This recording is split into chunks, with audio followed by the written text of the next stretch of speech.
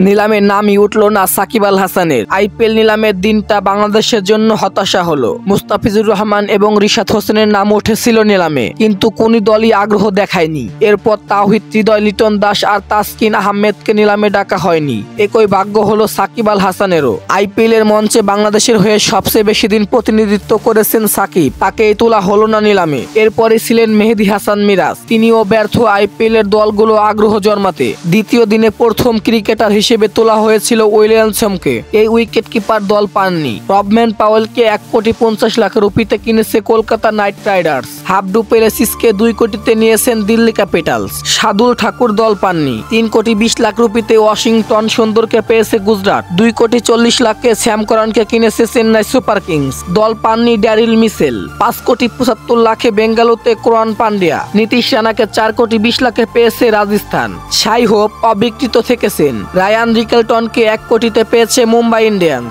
2,07,00,000 রুপিতে পাঞ্জাবে Jos English. নিলামে Excelerate রাউন্ডে নাম তোলা হয় মুস্তাফিজুর রহমানের। 2 কোটি ভিত্তিমূল্যতে এই পেসার অবিকৃত থেকেছেন। দল পেলেন না আরেক বাংলাদেশি রিশাদ হোসেন, তার ভিত্তিমূল্য ছিল মাত্র 75,00,000 রুপি।